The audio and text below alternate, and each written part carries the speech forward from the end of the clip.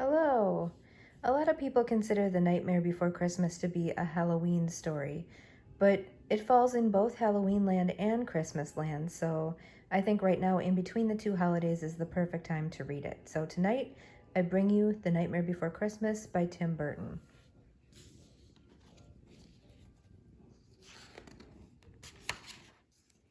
The Nightmare Before Christmas.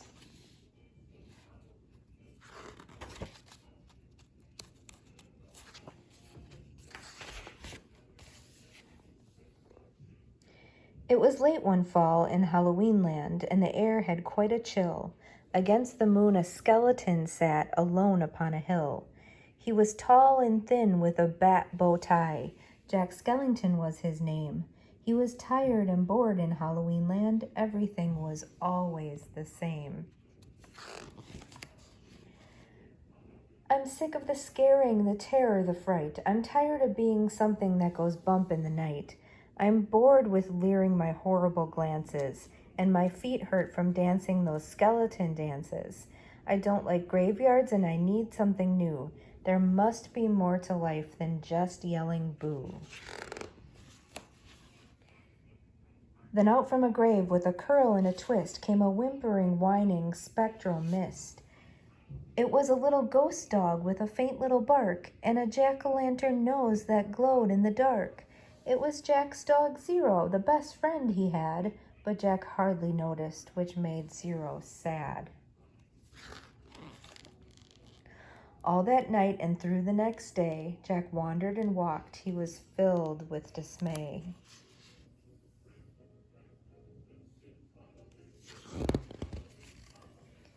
Then, deep in the forest, just before night, Jack came upon an amazing sight.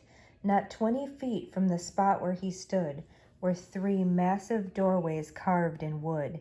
He stood before them completely in awe, his gaze transfixed by one special door. Entranced and excited, with a slight sense of worry, Jack opened the door to a white, windy flurry.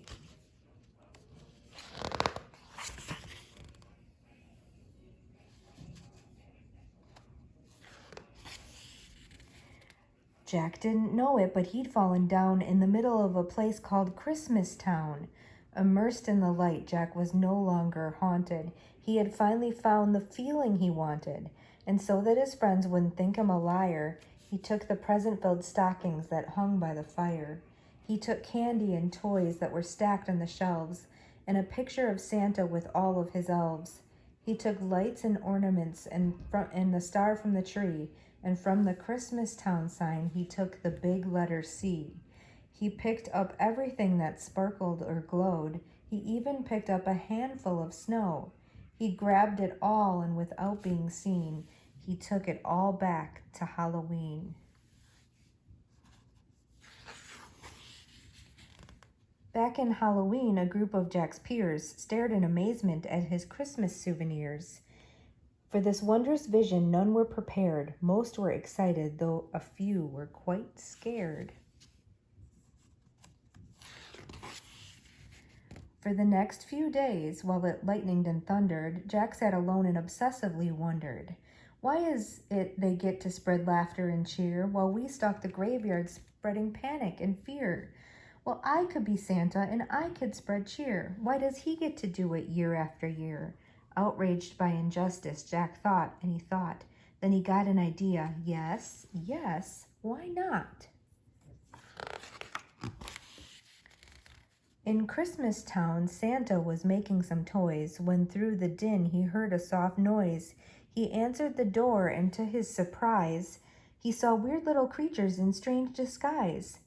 They were altogether ugly and rather petite. As they opened their sacks, they yelled, "Trick or treat!" Then a confused Santa was shoved in a sack and taken to Halloween to see Mastermind Jack. In Halloween, everyone gathered once more, for they'd never seen a Santa before, and as they cautiously gazed at this strange old man, Jack related to Santa his masterful plan. "My dear Mr. Claus, I think it's a crime that you've got to be Santa all of the time. But now I will give presents and I will spread cheer. We're changing places. I'm Santa this year. It is I who will say Merry Christmas to you, so you may lie in my coffin, creak doors, and yell boo. And please, Mr. Claus, don't think ill of my plan, for I'll do the best Santa job that I can. And though Jack and his friends thought they'd do a good job, their idea of Christmas was still quite macabre. They were packed up and ready on Christmas Eve day when Jack hitched his reindeer to his sleek coffin sleigh. But on Christmas Eve, as they were about to begin, a Halloween fog slowly rolled in. Jack said, "We can't leave, this fog's just too thick. There will be no Christmas and I can't be Saint Nick." Then a small glowing light pierced through the fog.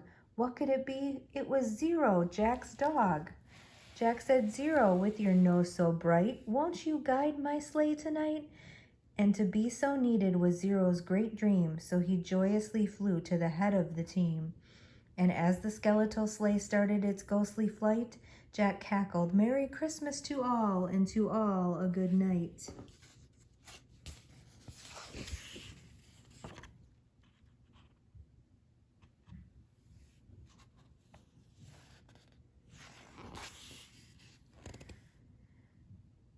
"'Twas the nightmare before Christmas, and all through the house not a creature was peaceful, not even a mouse. The stockings all hung by the chimney with care, when opened that morning would cause quite a scare. The children all nestled so snug in their beds would have nightmares of monsters and skeleton heads. The moon that hung over the new fallen snow cast an eerie pall over the city below. And Santa Claus's laughter now sounded like groans, and the jingling bells like chattering bones. And what to their wondering eyes should appear but a coffin sleigh with skeleton deer, and a skeletal driver so ugly and sick, they knew in a moment this can't be Saint Nick.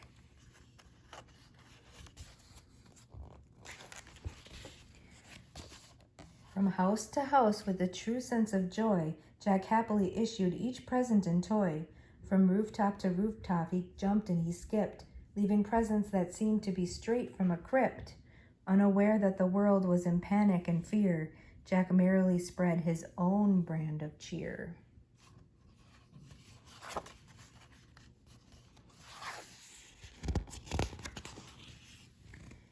He visited the house of Susie and Dave. They got a Gumby and Pokey from the grave. Then onto the home of little Jane Neiman. She got a baby doll possessed by a demon. Oh gosh. A monstrous train with tentacle tracks, a ghoulish puppet wielding an axe, a man-eating plant disguised as a wreath, and a vampire teddy bear with very sharp teeth. Oh my goodness. It doesn't quite sound as though Jack really understands Christmas, does it?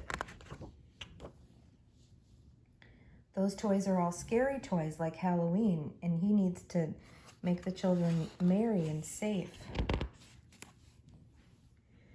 There were screams of terror, but Jack didn't hear it. He was much too involved with his own Christmas spirit. Jack finally looked down from his dark, starry frights and saw the commotion, the noise, and the light. "Why, they're celebrating. It looks like such fun. They're thanking me for the good job that I've done." But what he thought were fireworks meant as goodwill were bullets and missiles intended to kill. Then amidst the barrage of artillery fire, Jack urged Zero to go higher and higher, and away they all flew like the storm of a thistle until they were hit by a well-guided missile. And as they fell on the cemetery way out of sight was heard, "Merry Christmas to all, and to all a good night."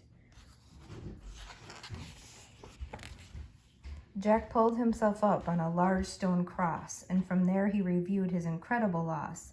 "I thought I could be Santa. I had such belief." Jack was confused and filled with great grief. Not knowing where to turn, he looked toward the sky. Then he slumped on the grave, and he started to cry. And as Zero and Jack lay crumpled on the ground, they suddenly heard a familiar sound. "My dear Jack," said Santa, "I applaud your intent. I know wreaking such havoc was not what you meant. And so you are sad and feeling quite blue, but taking over Christmas was the wrong thing to do. I hope you realize Halloween's the right place for you. There's a lot more, Jack, that I'd like to say, but now I must hurry, for it's almost Christmas Day. Then he jumped in his sleigh, and with a wink of an eye, he said, "Merry Christmas," and he bid them goodbye. Back home, Jack was sad, but then like a dream, Santa brought Christmas to the land of Halloween. The end. Thank you so much for reading with me tonight. The Nightmare Before Christmas by Tim Burton with Jack Skellington and his beloved dog, Zero. Good night.